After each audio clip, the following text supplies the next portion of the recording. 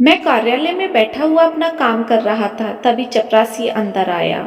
Sir, health insurance वालों की तरफ से कोई लड़की आई है, आपसे मिलना चाहती है, क्या मैं उसे अंदर भेज दूं? मैंने अपना चश्मा नाक पर खिसकाया। हाँ हाँ, अंदर भेज दो। मैंने ही उसे बुलाया है, कुछ दिन से स्वास्थ्य कुछ ढीला लग रहा है। सोचा हेल्थ इंश्योरेंस ले लेता हूँ, आगे काम आएगा। हेलो मिस्टर देवेंद्र, क्या मैं अंदर आ सकती हूँ? कुछ देर बाद एक खनकती आवाज ने मेरा ध्यान अपनी तरफ खींचा। मैंने सामने की तरफ देखा तो कुछ देर के लिए देखता ही रहा। एक सफेद रंग की गाउन में घुंघराले बालों वाली अप्सरा मेरे सामने खड़ी थी। उसकी मोटी मोटी आंखें, लाल लिपस्टिक से लाल हुए उसके होठ और उन पर उनकी मुस्कान किसी के भी सीने को एक बार में ही छन्नी कर दे। मैंने किसी तरह अपने आप पर काबू किया और उसे बैठने के लिए इशारा किया। जैसे ही वो बैठने के लिए झुकी, उसका गोरा चिट्टा बदन मुझे अंदर तक दिख गया। मेरी तो सांसें जैसे हलक में ही अटक गई हूँ। मेरा दिल उछलकर बाहर आने की गति से धड़क रहा था। माफ कीजिए मिस्टर देवेंद्र, क्या मैं आपकी उम्र पूछ सकती हूँ? क्योंकि आपने जो फॉर्म भरा है उसमें तो आपने अपनी उम्र 55 साल लिखी है, मगर आप तो कहीं से भी 55 साल के नहीं लग रहे। उस लड़की ने फॉर्म को ऊपर नीचे करते हुए बोला। मेरे हिसाब से तो आपकी उम्र 40 के आसपास होगी। एक बार आप अपना आधार कार्ड दिखा दीजिए, थोड़ा कंफर्म हो जाएगा। मेरी तरफ प्यारी सी मुस्कान बिखेरते हुए उस लड़की ने कहा। मैंने अपना आधार कार्ड निकालकर उस लड़की के हाथ में थमा दिया। अरे वाह मिस्टर देवेंद्र, 55 साल की उम्र में भी आप एकदम फिट हैं। मैं तो रोज कितने लोगों से मिलती हूँ, मगर आपकी उम्र में कोई बंदा मैंने इतना फिट आज तक नहीं देखा। उस लड़की की बात सुनकर मेरे चेहरे की चमक दोगुनी हो गई। अरे मैडम, फिट है रहने के लिए बड़ी मेहनत करनी पड़ती है। सुबह जिम में घंटों घंटों पसीना बहाना पड़ता है। ऐसे ही थोड़ी फिट हूं मैं। मैंने भी अपना सीना चौड़ा करते हुए बोला। मिस्टर देवेंद्र, आप पर तो मुझ जैसी जाने कितनी लड़कियां फिदा हो जाएंगी इस उम्र में भी। उस लड़की ने एक नज़र ऊपर से नीचे मुझ पर मारी और बोली। चलिए मिस्टर देवेंद्र, मैं आपको कुछ फॉर्म दे देती हूँ, कल तक उन्हें भर दीजिए। बाकी औपचारिकताएं मैं कल आकर खुद पूरी कर लूंगी। बोलकर वो लड़की मेरे हाथ में कुछ फॉर्म थमाकर खड़ी हो गई। वैसे कौन से जिम जाते हैं आप मिस्टर देवेंद्र? अब मैं उसे क्या ही बताऊं, मैंने तो कभी जिम का गेट भी नहीं देखा। जी जी जी, वो फिटनेस क्लब। बड़ी मुश्किल से शहर के नामी जिम का नाम मुझे याद आया। अच्छा अच्छा, वहाँ तो मैं भी जाती हूँ, मैंने तो वहाँ आपको कभी नहीं देखा। उस लड़की ने कुछ सोचते हुए आंखों को गोल गोल घुमाते हुए बोला। किस समय जाते हैं आप सुबह में? इससे पहले मैं कुछ बोलता, लड़की ने मुझसे पूछा। जी सुबह 8 बजे। चलिए ठीक है, कल जिम के गेट पर 8 बजे मिलते हैं। कहकर वो लड़की चली गई। उसके जाने के बाद मैंने अपने आप को खिड़की के शीशे में निहारा। वैसे 55 का तो मैं कहीं से नहीं लगता सच में। बस थोड़े से सर के बाल उड़ गए हैं और थोड़ा सा पेट बाहर है, बाकी तो मैं जवान लड़कों से किस चीज में कम हूँ। तभी तो मेरी साली पूजा मुझसे हर वक्त चिपकती रहती है, मैं लगता ही स्मार्ट हूँ। तभी मुझे जिम वाली बात याद आई। मैंने जल्दी से जिम में ऑनलाइन रजिस्ट्रेशन कराया। ओए कबूतरी, आ रहा हूँ मैं कल सुबह तेरे पास, बोलकर मैं खुशी से खिल उठा। तभी मेरी पत्नी सीमा की कॉल मेरे फ़ोन पर आ गई। सुनते हो जी, आज काम वाली नहीं आई, उसको फ़ोन लगाकर देखना जरा क्या दिक्कत है। मेरी तो खुद ही कमर में आज बड़ा दर्द है।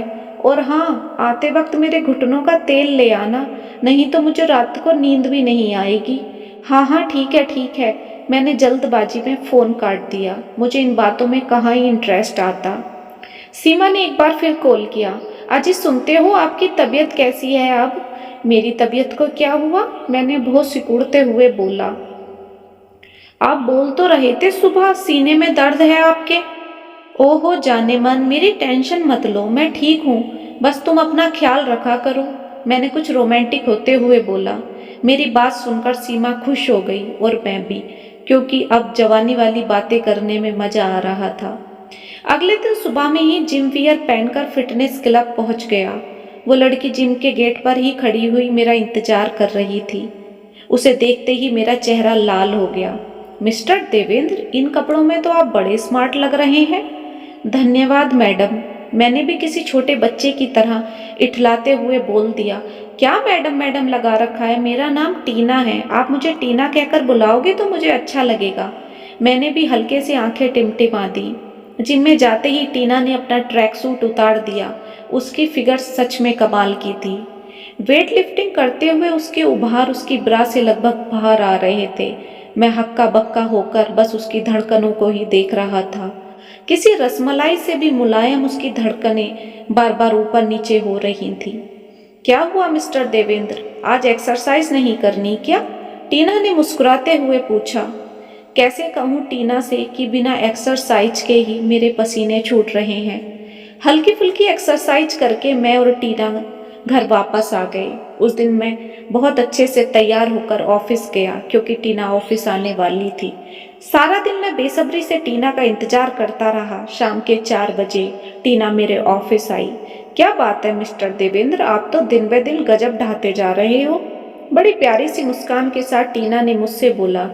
टीना जी, ये तो बस आपके देखने का नजरिया है बस। फॉर्म की सारी औपचारिकताएं पूरी करके टीना चली गई, लेकिन टीना से जिम में हर रोज मुलाकात होती। धीरे धीरे मैं और टीना एक दूसरे के करीब आते चले गए और फिर एक दिन टीना ने वो बोल दिया जिसका मैं कब से इंतजार कर रहा था। मिस्टर देवेंद्र, एक बात बोलूं, अगर आप बुरा ना माने तो? हाँ हाँ टीना जी जरूर, आपकी तो कोई बात मुझे बुरी लगती ही नहीं। पता नहीं आप में ऐसा क्या है मिस्टर देवेंद्र, ना चाहते हुए भी मैं आपकी तरफ आकर्षित होती चली जा रही हूँ। आप दोस्त बनेंगे मेरे? टीना ने मेरी तरफ हाथ बढ़ाते हुए बोला। मैंने बड़ी गर्मजोशी से टीना से हाथ मिला लिया क्योंकि प्यार का रास्ता दोस्ती से ही होकर गुजरता है। मुझे पता था कि लड़कियां गिफ्ट से खुश होती हैं, इसलिए मैं हर रोज टीना को महंगा महंगा गिफ्ट दे दिया करता, जिसे देखकर टीना खुश हो जाती और मुझे अपनी बाहों में भर लेती। टीना के एक स्पर्श से ही मेरे पूरे बदन में कंपन पैदा हो जाती।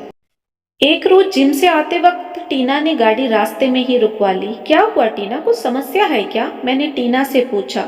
सर, आपको मेरी तकलीफ बिल्कुल दिखाई नहीं देती ना? टीना ने आंखों में आंसू भरते हुए बोला।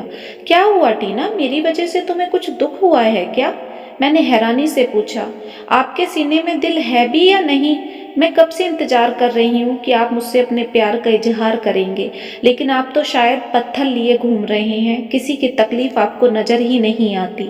मैं हर रोज तिल तिल मर रही हूँ आपके प्यार के लिए, मगर आपको क्या, मैं चाहे मरूं या जीऊं? टीना फूट फूट कर रोते हुए बोली। मैं नहीं रह पा रही हूँ आपके बिना। I love you mister Devendra. मैं फटी आंखों से खुले मुंह टीना को देखे ही जा रहा था।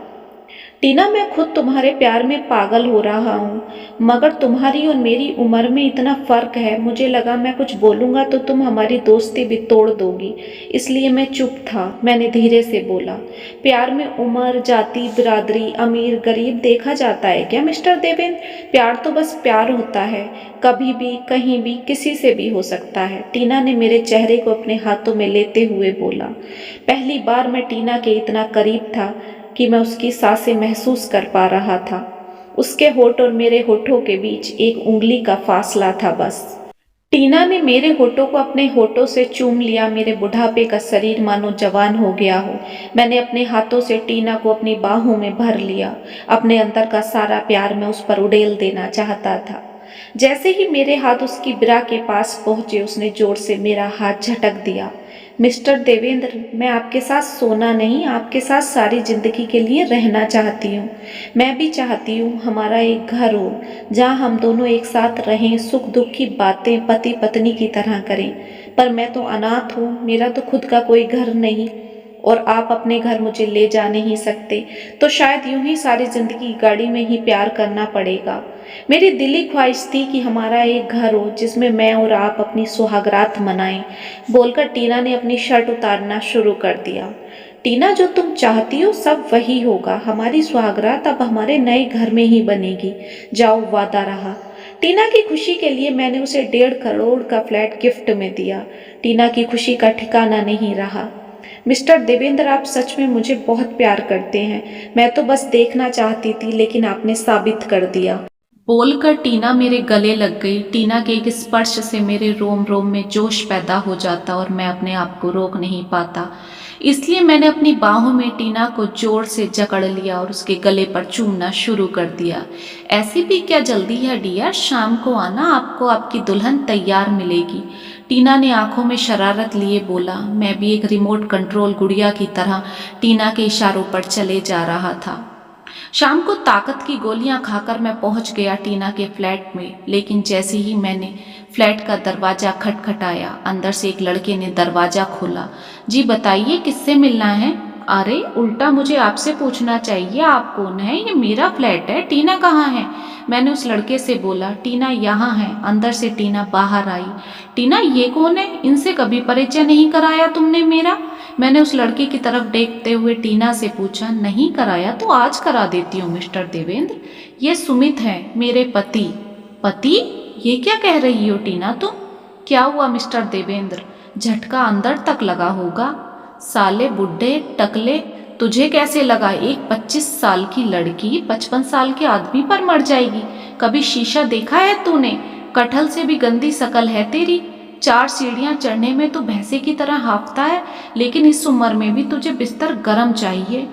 मैं तो पहली बार में ही तेरी नज़र पहचान गई थी, इसलिए सारा खेल रचाया है तुझे फंसाने के लिए। हमारे पास घर नहीं था रहने के लिए, तुझसे अच्छा बकरा और हमें कहाँ ही मिलता। अब शांति से यहाँ से दफा हो जाओ और अपनी ये मनहूस शकल मुझे दिखाइए मत, नहीं तो पुलिस से पकड़वा दूंगी। बुढ़ापे में जेल की हवा और खानी पड़ेगी तुझे। बोलकर टीना और उसका पति जोर से हंस पड़े। मैं किसी हारे हुए शिकारी की तरह वापस घर आ गया।